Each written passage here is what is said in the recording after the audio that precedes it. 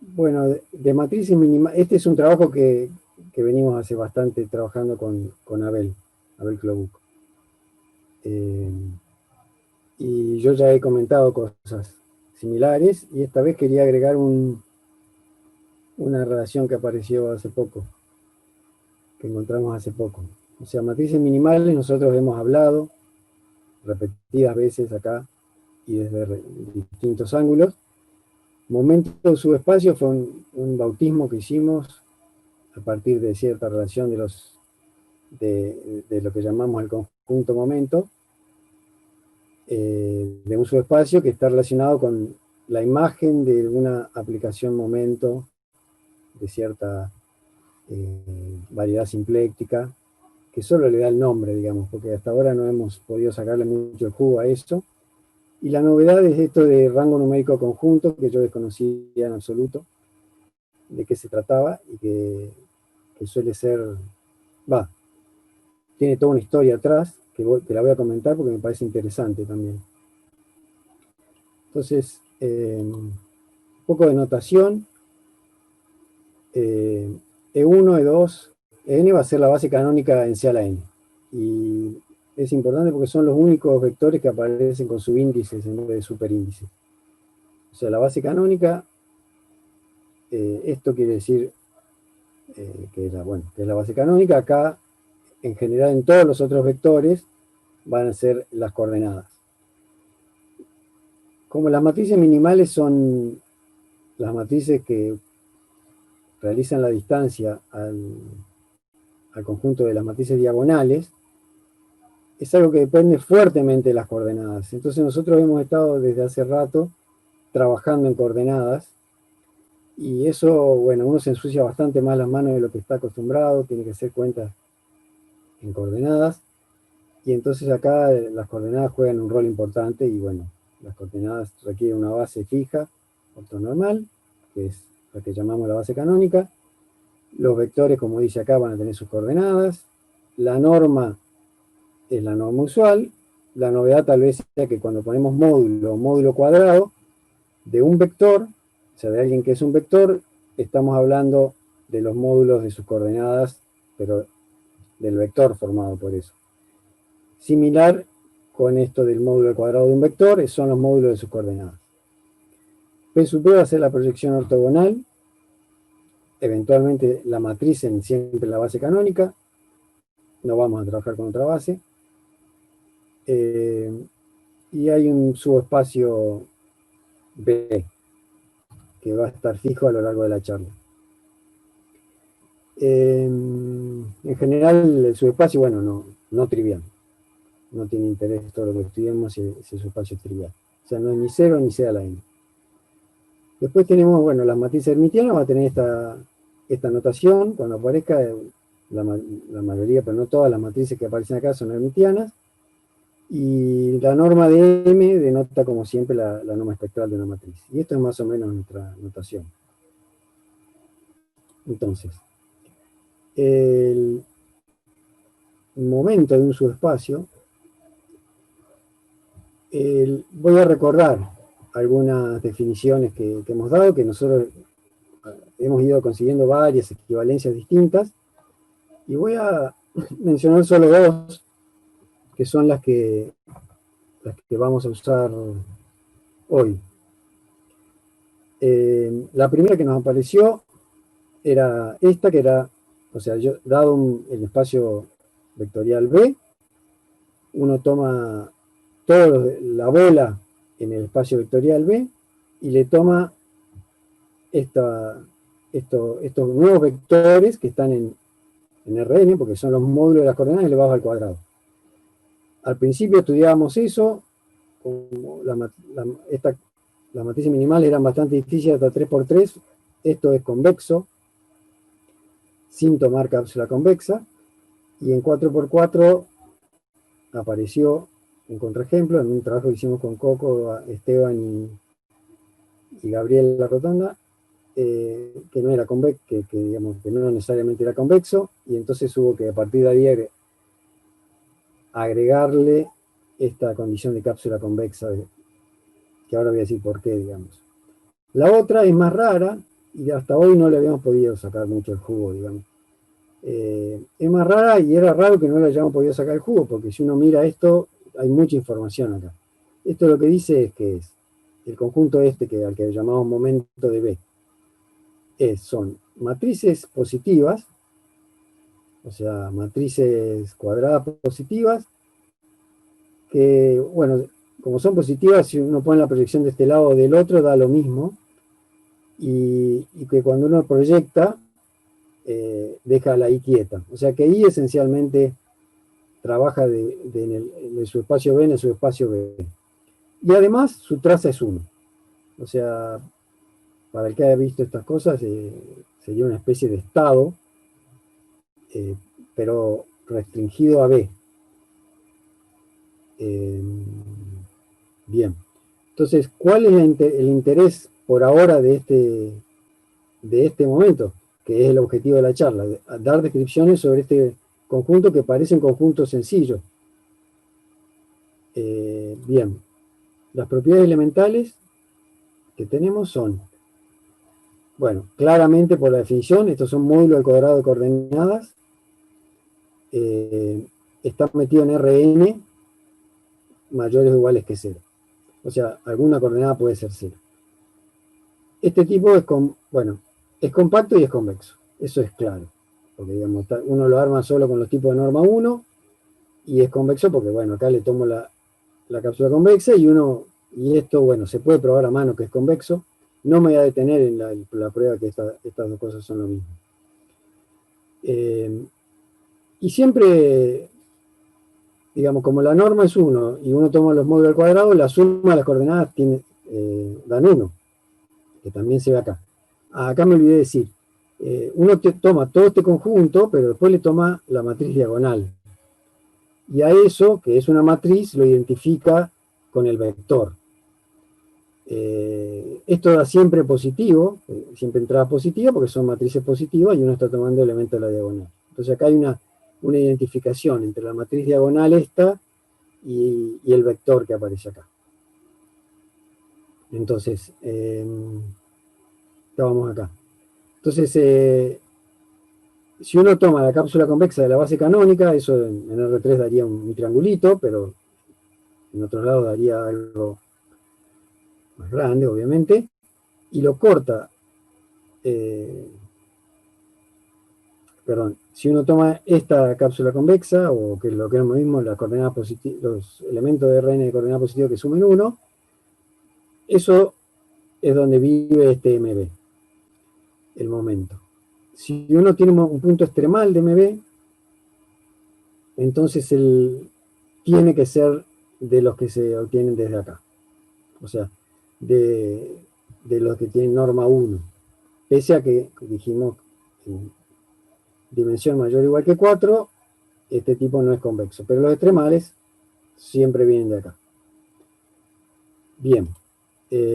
Nuestro interés es en que estudiar estas matrices minimales. Voy a brevemente recordar la relación que hay entre el momento y estas matrices minimales.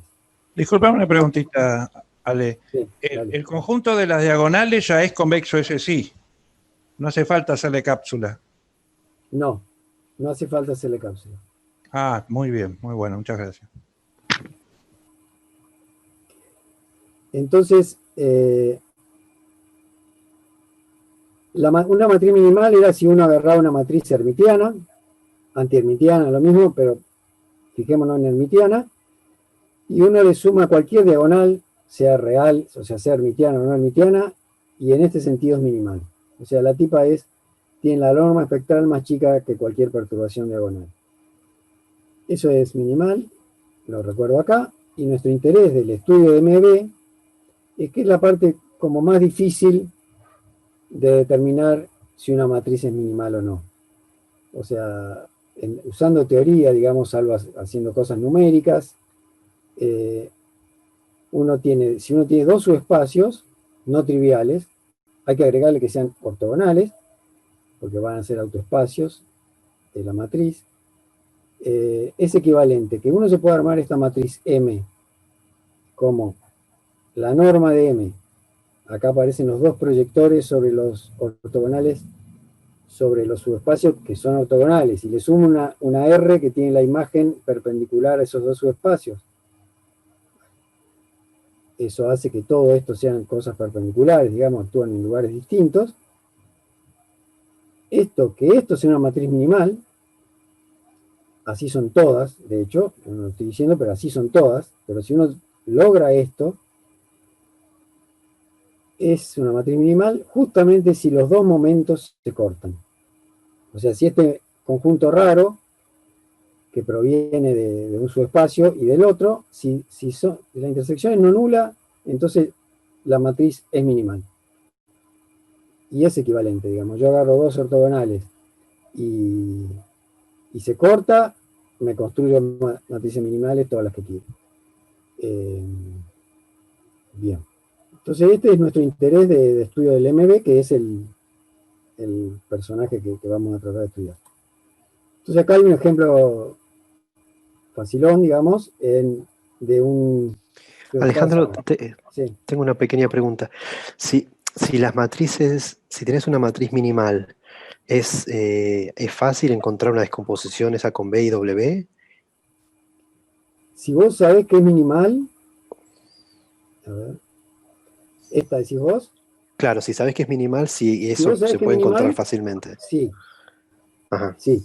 O sea, ahora, encontrar una matriz minimal haciendo variaciones solamente sobre la diagonal, si vos sabés poner lo que hay afuera de la diagonal, es un problema difícil. O sea, abierto, digamos. Hay aproximaciones numéricas, se llama, bueno, ¿cómo se llama? Programación semipositiva, algo así se llama. Y algunas cosas que inventamos nosotros también, de los cuales no sabemos cuán rápido convergen, pero en principio vos, si da el problema más difícil, es si vos te das una matriz y encontrarle la diagonal óptima, por así decirlo. Ese problema es bien difícil. Esto está relacionado con eso, pero no lo resuelve, ¿no? Está bien. Ok. ¿Está bien? Sigo entonces.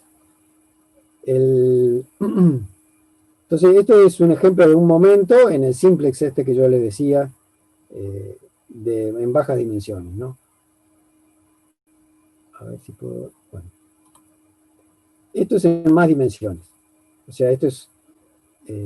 acá los puntitos lo que hacen son puntos al azar, y esto del momento, este es el simplex en el que tendrían que estar.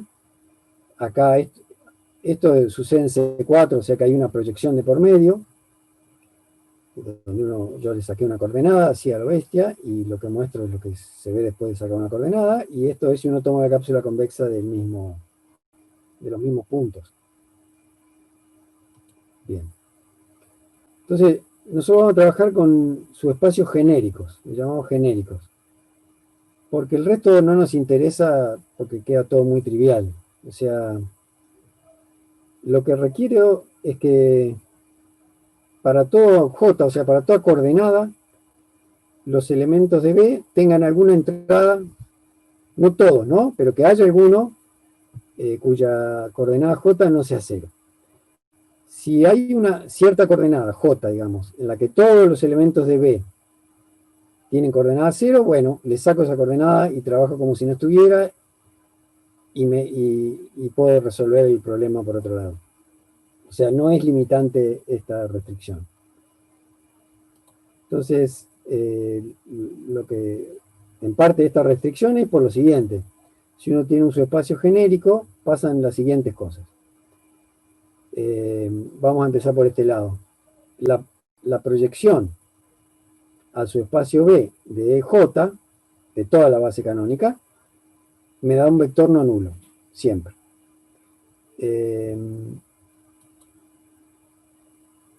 Eso es lo mismo que si uno mira esta igualdad, o sea, si uno mira esta igualdad, por ejemplo, esto es la norma de este tipo, de PB de J, la norma cuadrada de este tipo, y entonces como uno pasa la proyección para el otro lado, le queda esto, que es la componente JJ de la matriz esta, y entonces decir que esto es 0 es decir que esto es 0, que decir que esto es 0, y etc. Y eso es lo mismo que decir que, en este caso, que P sub B, JJ es 0, entonces no sería genérico. Entonces, a partir de ahora vamos a suponer que todas las proyecciones de la base canónica a su espacio dan vectores no nulos. Y en particular, la coordenada JJ va a ser siempre no nula para todos los J. Bien. Entonces, nos van a interesar los que ya mencioné en la charla pasada, en noviembre, de lo que llamamos vectores principales canónicos. ¿Por qué canónicos y por qué principales? Bueno, porque realizan un ángulo. O sea, estos realizan el ángulo contra el subespacio generado por la coordenada de J. O sea, este BJ, que en principio arranco definiéndolo, esta va a ser la notación, o sea, BJ arriba es el vector, abajo las coordenadas. Se define como la proyección esta de J, que es no nulo, dividido esa norma, que sabemos que es no nula, y que es lo mismo que la columna J de la proyección, de la matriz de la proyección, sobre la norma de esa columna. Y así se definen todos los BJ. Y estos cumplen esto, digamos, que cuando uno hace BJ contra EJ, que da el BJJ, realiza el ángulo contra el subespacio generado por la recta esta coordenada E sub J. La realiza sin módulo, porque, bueno, porque si uno ve fácilmente, el BJJ que está por acá, es positivo. ¿Por qué es positivo? Bueno, por esto que está acá abajo, digamos. El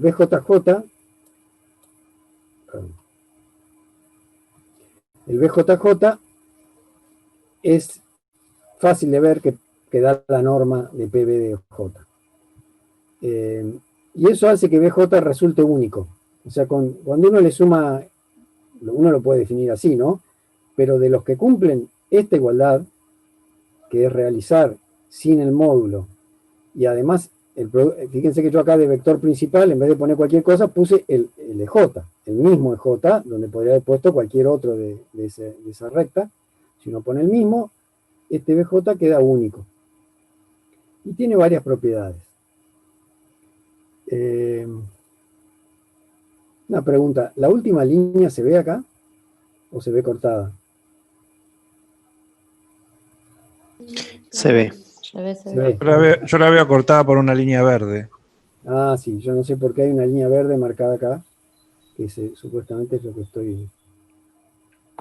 Bueno, después veo de cambiar eso. Entonces acá, otra cosa es que esta coordenada es la más grande de todas, o sea, esta, que es la coordenada JJ, que es positiva estrictamente, le gana a todas las otras coordenadas J de cualquier elemento de B de norma 1, porque esencialmente uno usa que uno alcanza el máximo acá. Y un detalle raro e importante, que se va a usar más adelante, que tal vez no lo mencione, pero en las pruebas se usa un montón, es que si sucede que BJJ en vez de mayor o igual da igual al módulo de una coordenada J, ¿no? Fíjense, la coordenada J aparecería cuando yo hago acá en este máximo, por ejemplo, dentro de todos los vectores que yo tomo, hago B contra, y en vez de tomar W pongo BJ. Entonces ahí aparecen todos los módulos. Y eso obviamente dice que esto es mayor o igual que cualquiera. Pero si da igual, tiene que ser un múltiplo en todo, ¿no? O sea, no solo en esa coordenada, no puede moverse en las otras coordenadas. Se puede probar, pero no lo voy a probar acá. Entonces, bien, a ver si saco para que se vea. La última línea no dice gran cosa, Pero lo que digo es que los vectores B sub j determinan a la matriz y a la proyección. Siempre que uno tenga la base canónica, los B sub j, y a su vez, la charla pasada mencionamos justamente, hicimos énfasis en qué relación tenían estos vectores principales y la proyección. Entonces, una de las cosas que mencionamos en la clase pasada era que estos BJ al cuadrado son extremales, ¿no? En MB, para todo J. Acá hay un ejemplo sencillo, no lo voy a probar, la prueba es linda, pero prefiero no contarla acá. Vuelvo a la presentación. Pero bueno, acá le puse un ejemplito de algo que se pueda dibujar, donde se ve dónde aparecerían los tres, B1, B2, B3, su espacio de dimensión 2, pero uno tiene uno de cada de estos B por cada miembro de la base canónica.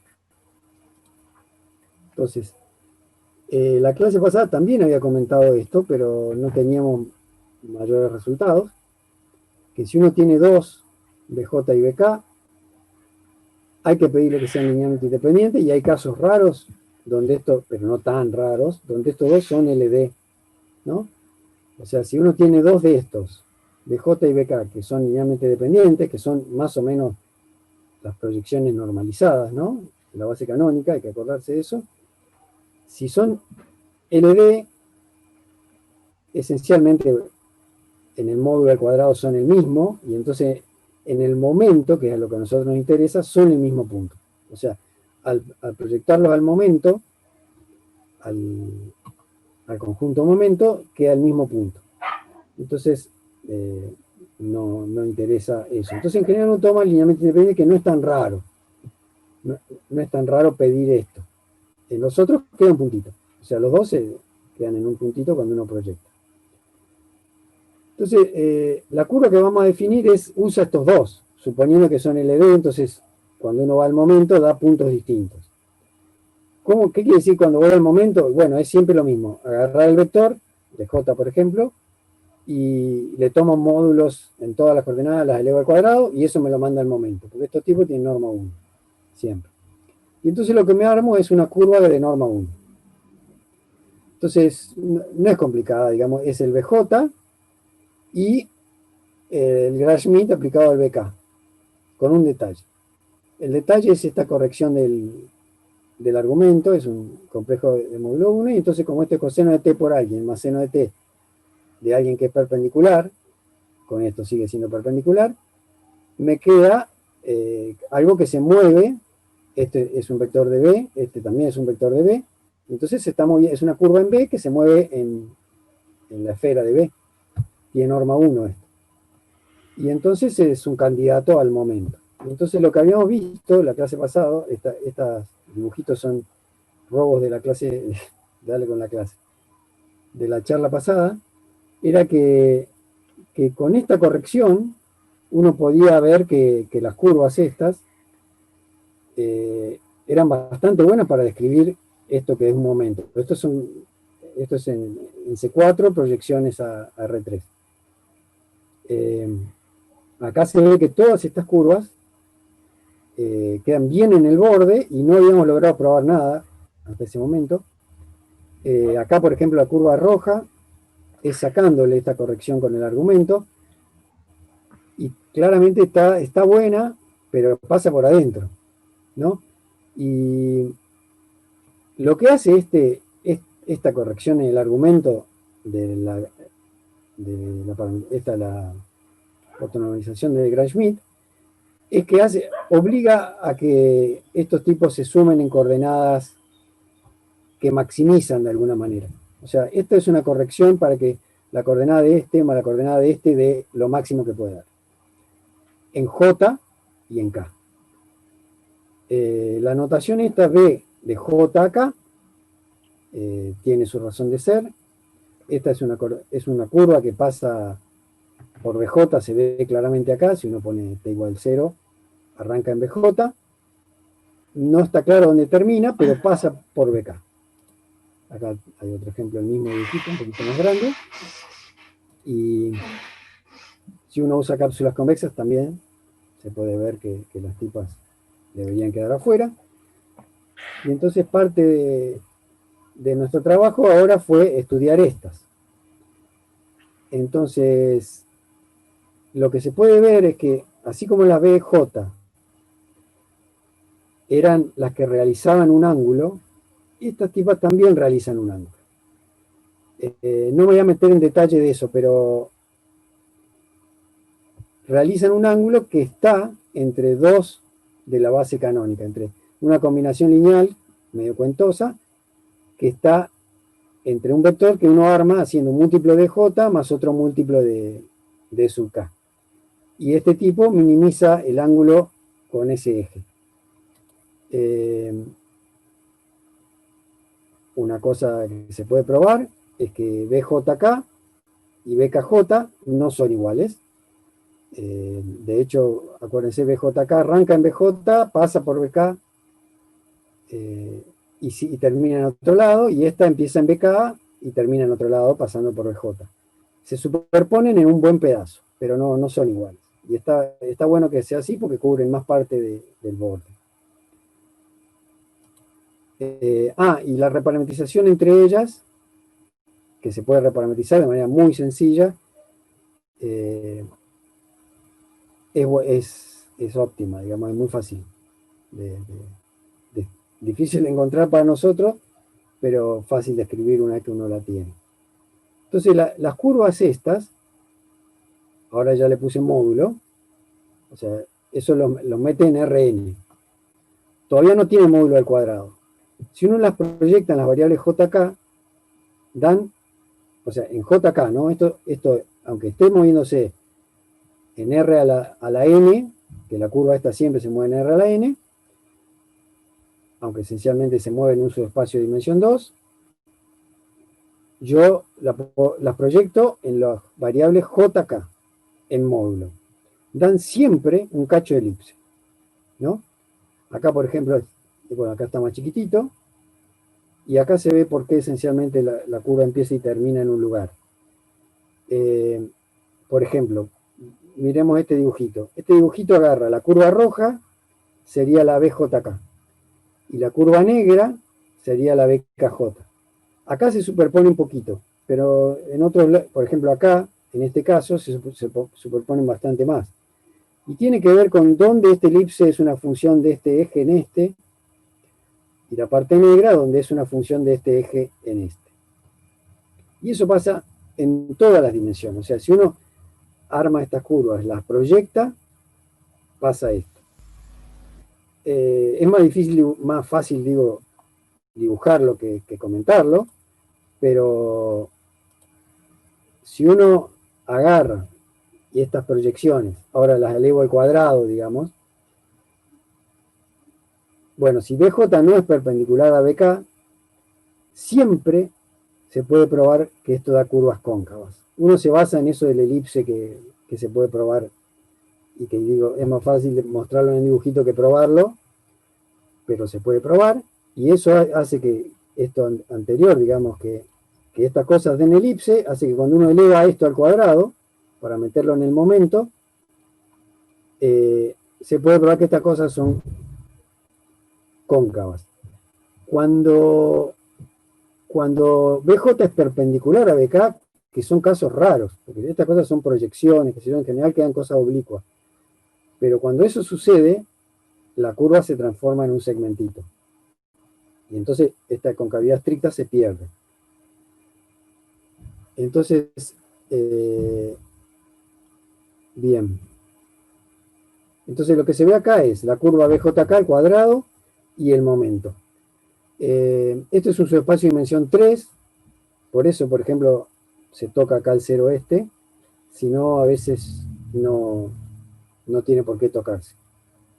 No tiene por qué el momento ir a tocar el cero este. Igual es una proyección, ¿no? El origen no está en el momento. El origen completo no está en el momento.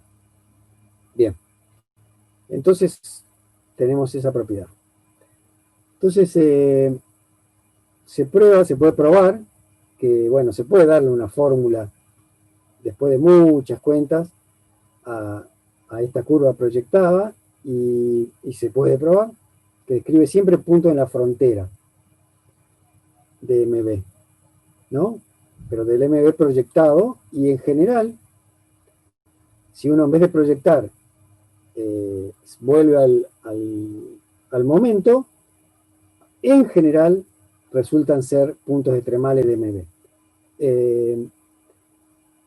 Nos queda el delicado proceso de ver cuando ciertas condiciones que nos dicen que podría ser no minimal, no extremal, si se puede estar seguro de que eso puede suceder o no, lo estamos todavía clasificando, digamos. Entonces ahora voy a volver a esta conexión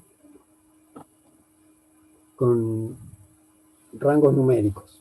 Entonces voy a hacer un pequeño historial, sobre todo a partir de la ignorancia que yo tenía, estudié un poquito de rangos numéricos que dejan de ser el llamado rango numérico clásico, porque nunca había necesitado usar otra cosa yo. Entonces el rango numérico clásico es uno agarra cualquier matriz cuadrada y el rango numérico, lo voy a anotar con W minúscula de A, es este conjunto contenido en C, que es A de X contra X, con los tipos de norma 1. O eventualmente uno puede normalizar y sacarle esta normalización de acá. Pero este es conocido, y el llamado teorema de Teplitz-Haudor se probó, creo que Teplitz probó primero que el borde era una curva convexa, y después conjeturó que el conjunto era convexo, y Haudor lo probó después. Entonces, si uno tiene dos matrices ahora hermitianas, yo puedo escribir así, como A1 más y A2, cualquiera de estas matrices, ¿no? O sea, como la parte real y parte imaginaria de las matrices. Y se puede probar que este rango numérico, que sería como o sea, el rango numérico clásico, es lo mismo que este rango numérico conjunto, que yo le voy a llamar clásico, que es W de A1 a 2, insisto, a partir de ahora son hermitianas, y que lo que hace es como poner los dos rangos numéricos, uno coma el otro, pero no es la unión, ¿no? Porque el X es el mismo. Hay otro rango numérico donde sí se considera la unión de los dos rangos numéricos, pero acá no. Acá es el rango numérico como que, bueno, uno usa el X acá, el mismo X va para acá. Entonces uno puede probar esta igualdad. Todo esto tiene, no sé, 50, 60 años, no sé cuánto tiene. Por ejemplo, en el 51, este alemán, creo que estudió física química, pero después se hizo astrofísico. Y después, o sea, se llama Rudolf Kippenham. Y el tipo, curiosamente, hay un planeta buscando datos sobre él que se llama Rudolf Kippenham. Si el tipo era físico matemático, estudió física matemática, pero después se hizo astrofísico. Así que no sé si es el mismo, o será el hijo, o vaya a saber. Pero hay una cosa que se llama planeta menor que se llama Rudolf Kippenham. Así que el tipo debía tener bastante noción física, porque todas estas cosas están muy relacionadas con física. O sea, para los físicos, hacer esto es como aplicar un estado, lo que sería un estado puro, a un observable A, ¿no? Y si uno mueve todos los estados puros y se lo aplica a A, lo que tiene es el rango numérico, que es una especie de todos los valores que puede tomar los estados puros en ese observable A. O sea que mide de alguna manera la probabilidad de que el tipo se mueva en cierta región. Que sea convexo es bueno para muchas cosas, cuentas y aproximaciones, etc. Entonces, este es el rango numérico conjunto clásico, y Kippenham en el 51, probó que encontró una curva algebraica que no es el borde. Uno diría, qué bueno sería sacar una curva que dé el borde de esto que está contenido en C. Pero siempre, si uno la clausura, o sea, la cápsula convexa de esa curva, da este rango numérico que es lo mismo que el usual. Y esto se usó desde entonces. Es un clásico. Yo era la primera vez que lo escuchaba, pero esto es un clásico de los que estudian rangos numéricos.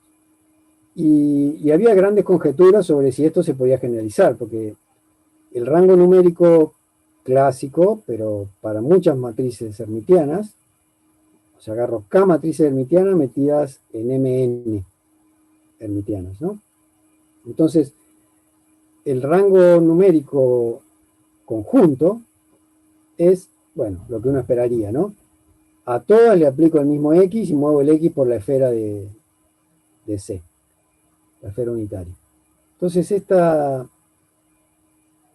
este rango numérico tiene las siguientes peculiaridades.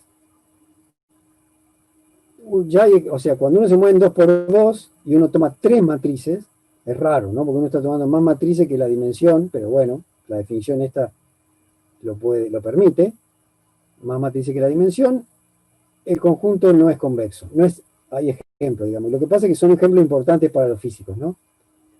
O sea, se llaman las matrices de Pauli, de 2×2. Después, Chien y Nakasato en 2010 mostraron un triple de matrices, donde el teorema literal, si uno agarra el teorema literal de Kipperman, este es el que encontraba la curva algebraica alrededor, no alrededor, sino que cuyo cápsula convexa daba este tipo, porque uno después dice, bueno, esto no es convexo, pero ¿cuál será la cápsula convexa? Bueno, el teorema, si uno agarra el teorema de Kipperman y lo traduce a más dimensiones, falla, ya en 3×3. Sin embargo, si uno tiene n mayor que 3 y k igual 3, o sea, k es la cantidad de matrices, n es la dimensión. Este tipo es siempre convexo. Esto se probó hace bastante, en el 79. Este señor Pum, que ahora está en Ames, Iowa, sigue publicando cosas sobre estos rangos numéricos. Entonces este tipo siempre es convexo. Y a partir de n igual 4 ya hay un montón de contraejemplos de esto. El JNR va a simplificar al Joint Numerical Range, que es el nombre en inglés, no convexos, y ya no hay una fórmula para decir, bueno, por ejemplo, hay gente que dice, bueno, si agarro tal cantidad de matrices en tal dimensión, siempre es convexo. Bueno, se complica todo eso. Y hay un montón de papers recientes y no tan recientes donde se estudia la convexidad de este conjunto que yo le llamo rango numérico clásico, conjunto clásico, porque va a aparecer otro. La razón de esto es porque esto mide algo para los físicos. O sea, hay mucha gente de física y de computación cuántica y de mecánica cuántica que estudian esto y lo tratan de escribir para ejemplos particulares, porque esto mide algo que tiene que ver con eso de cosas de probabilidad respecto de ciertos hermitianos que son observables para los físicos. Bien, entonces, el rango numérico, que yo le voy a llamar rango numérico conjunto a secas, es lo mismo que antes, o sea, con K matrices hermitianas, pero en vez de tomar el producto interno de A1 contra X, A1 por X, X, lo que se hace es tomar la traza en cada entrada y tomar ρ, lo que se llama la matriz de densidad. O sea, los XX de antes, los estados puros, son un ejemplo de esto que uno está tomando acá. Si yo vuelvo a tomar esos estados puros, recupero el anterior. O sea, este tipo tiene siempre adentro al anterior, al que se llamaba clásico, con la ventaja de que este siempre es convexo. O sea, los estados puros, como dice acá, son extremales en este convexo y también resultan extremales acá. Pero este tipo es convexo y es algo bastante manejable, ¿sí? O sea, estas cosas ya son justamente como pasa esto de la extremalidad, estos ρ son combinaciones lineales de los puros. Y estos ρ son estados, bueno, no sé si se llaman estados mixtos, ¿no?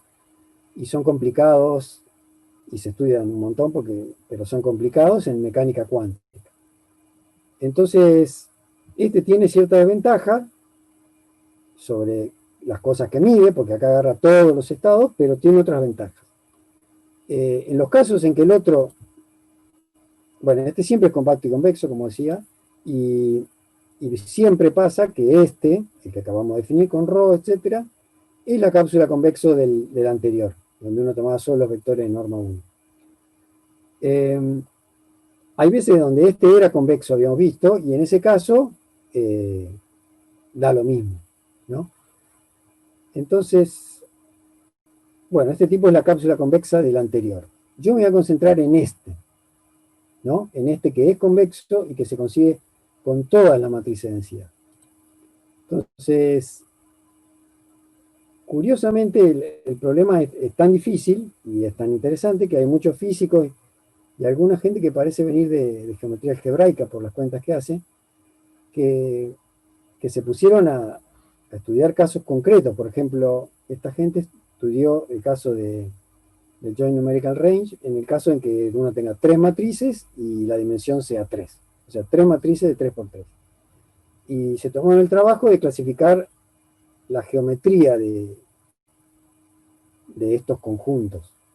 O sea, son conjuntos. O sea, ¿de qué manera puede haber? Son hermitianas, etc. ¿Qué puedo obtener?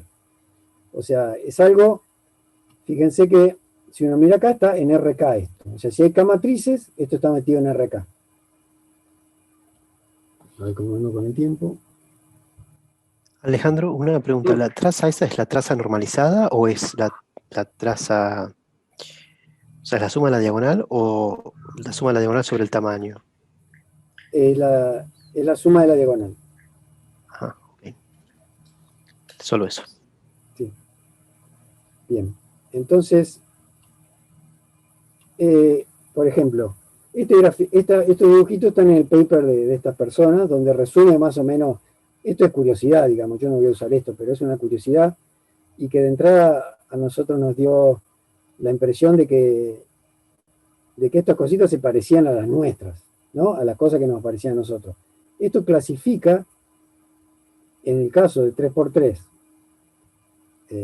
3 matrices de 3×3, clasifica todo el posible Joint Numerical Range, que en este caso coincide con el tradicional, porque, como dijimos, ahí coincide esta cosa. Y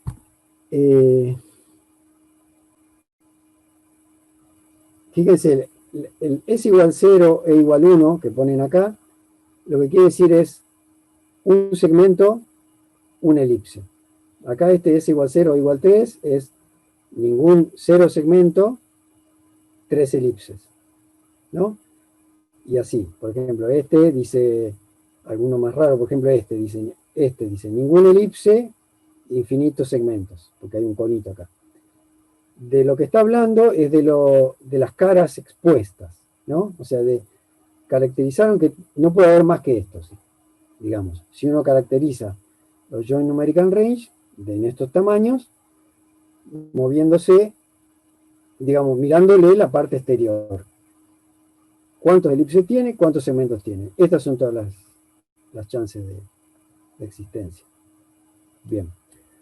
Y me dio curiosidad porque, buscando citas de este trabajo, me apareció de gente experimental, eso que puse acá XIE tal, y los colaboradores, porque eran tantos, vieron, no sé, yo no había visto, a veces vi alguno de los químicos, pero esta gente son como 10 los autores.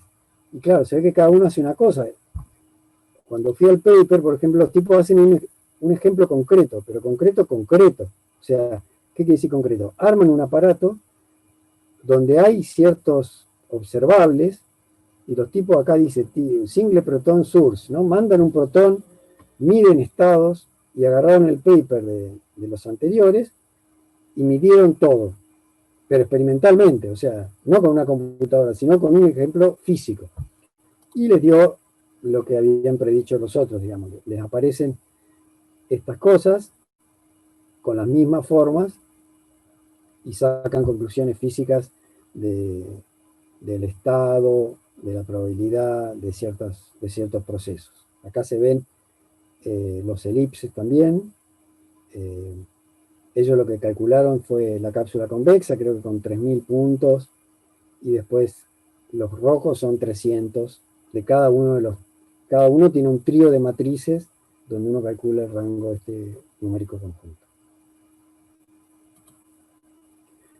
Entonces, el último resultado que no está publicado es que una generalización de lo hecho por Kipperman, esto que patinaba cuando uno subía un poco de dimensión, ¿no? O sea, ya cuando uno armaba 3 matrices 3×3, el teorema de Kipperman tal cual estaba, no hay que echarle la culpa a Kippenham, pero porque él lo hizo para esa dimensión, y había gente que tenía mucha expectativa de que eso se traduzca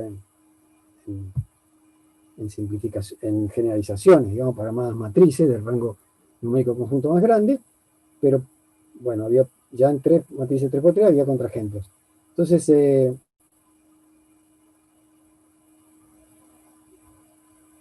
estos 3 autores probaron que, entre varias otras cosas, encontraron un conjunto semi-algebraico que da este rango numérico conjunto. O sea, el paper es difícil, tiene mucho de geometría algebraica que yo no entiendo, y el resultado que voy a sacar acá esencialmente es eso, es la existencia de que hay un conjunto semi-algebraico, y que eso esencialmente dice que este conjunto, el Joint Numerical Range, es semi-algebraico. Semi-algebraico quiere decir que se puede describir, acuérdense que esto está en R a la K, ¿no? Que se puede escribir con polinomios, desigualdades de polinomios, lo cual no tiene por qué pasar, en principio. Bien, entonces ahora, una cosa curiosa, porque digamos, esto nos viene bien a nosotros. El hecho de que este rango numérico conjunto sea convexo, hace que uno pueda aplicar cosas que con el otro no se podía. Entonces, por ejemplo, voy a contar acá rápidamente sin leer, que veo que ya me estoy pasando del tiempo. Lo voy a contar sin leer, digamos.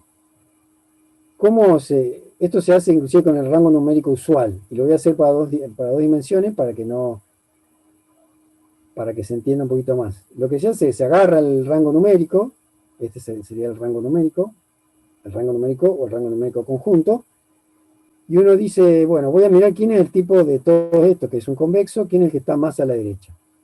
Y cuando uno mira, bueno, esta coordenada solo depende de A1, y entonces lo que más a la derecha está, esto, es cuando uno toma ρ, por ejemplo, un autovector de A1.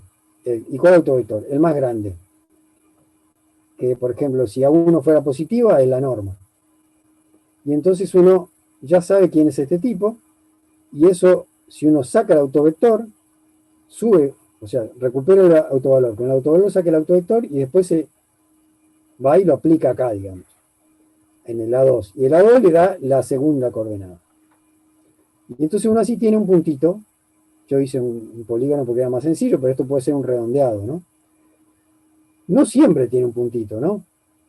Por ejemplo, supónganse acá, podría ser que tenga un segmento, ¿no? Porque estas cosas pasan. Por ejemplo, si esto fuera en 2×2, de un rango numérico usual de una matriz normal, sería la cápsula convexa de sus autovalores, ¿no? Entonces tranquilamente podría ser una cosa así, donde hay segmentos.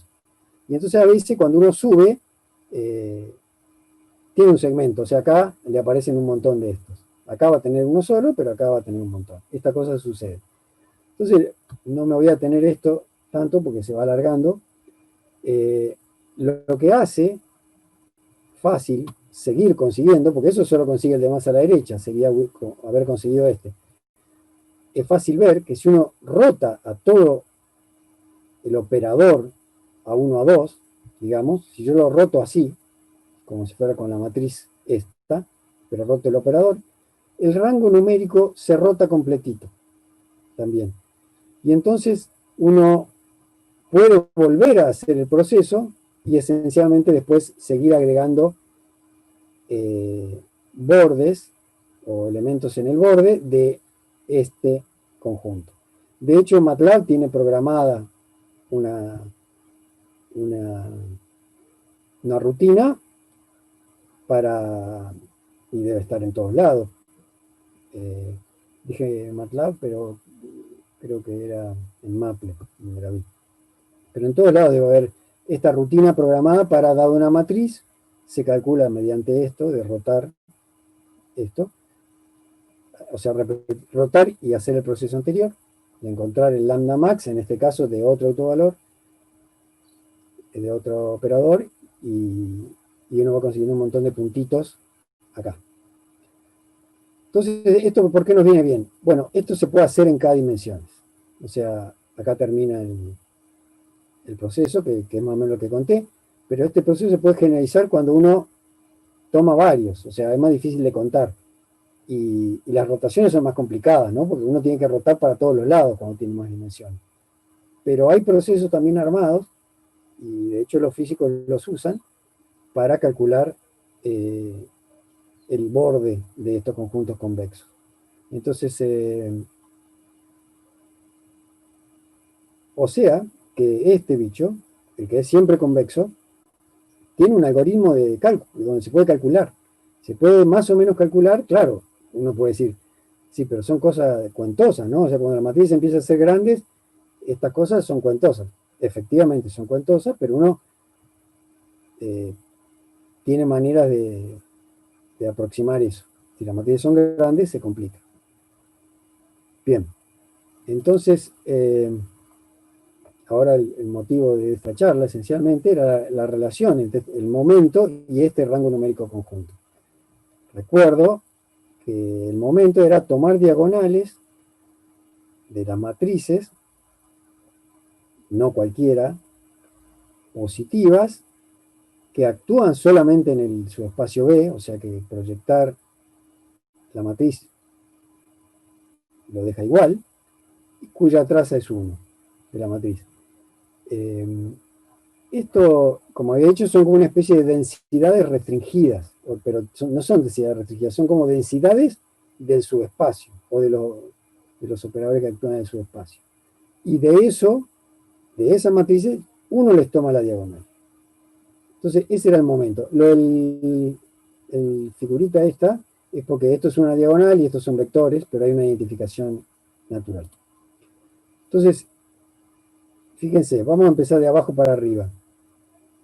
D va a ser la matriz de densidad, que son los estados, o sea, positivos, matrices cuadradas positivas, de traza 1, sin ninguna restricción. Y E sub I es la matriz que tiene un 1 en el lugar I y el resto es ceros. Entonces, si uno empieza por abajo, fíjense, yo agarro esa ro cualquiera y la proyecto por los dos lados, le aplico el proyector. Y le tomo la diagonal de eso. ¿Sí? Bueno, eso es lo mismo que esto, que agarrar este tipo, el lugar 1, 1, este tipo, el lugar n. Ahora, incorporando la matriz E1, En, que son estas que tienen el lugar 1 en el lugar 1, 1, 1 en el lugar nn y 0 en el resto, la traza de esto es esto. O sea que estas son igualdades. Y entonces, si yo vuelvo este proyector, lo puedo mover, esto es una traza, ¿no? Entonces lo puedo mover para el otro lado, me queda esto. Y esto, está bien, ¿qué es lo que falla? Que yo acá estoy tomando todos los ROS, de todas las matrices de densidad, y estas no son todas, ¿no? Eso es lo que dice acá. Traza de esto no tiene por qué ser 1, porque acá uno puede pensar que está actuando con esta matriz de densidad, y acá si yo dejo este ρ acá de este lado, y paso de este lado, la ventaja es que esto sí es un rango numérico de estas matrices. O sea que aparece el rango numérico de estas matrices, donde las matrices estas cuadradas de coordenadas aparecen teniendo un rol importante, lo cual es razonable. Las coordenadas acá siempre nos han dado dolores de cabeza. Lo que pasa es que esto se puede arreglar. O sea, el hecho de que esto no sea lo mismo que esto, se puede arreglar simplemente si uno agarra, se puede probar, son unas cuentitas, pero no son difíciles. Si uno agarra este rango numérico convexo y lo corta con las cosas que suman 1. O sea, la corto con todos los reales a la n que sumen 1.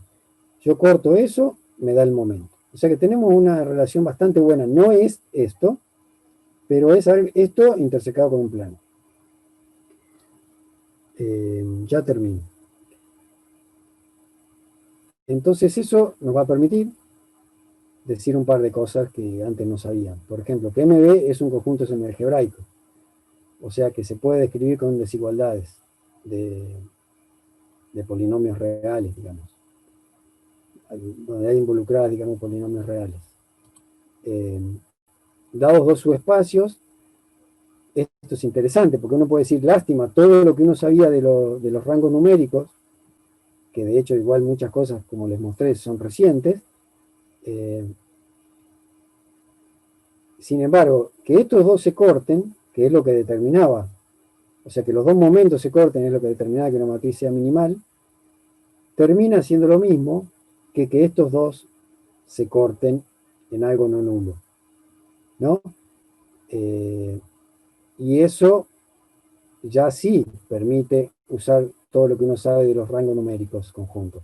Porque yo puedo, está bien, esto es un pedazo de este, pero si estos dos se cortan, no nulo, vector no nulo, estos dos se cortan. Es lo mismo. Y entonces eso permite decir que esencialmente, digamos, M es minimal si y solo si estos dos rangos numéricos se cortan, ¿no? Con B y W son subespacios de los autovalores de norma de M y menos norma de M. Y eso es todo. Muchas gracias.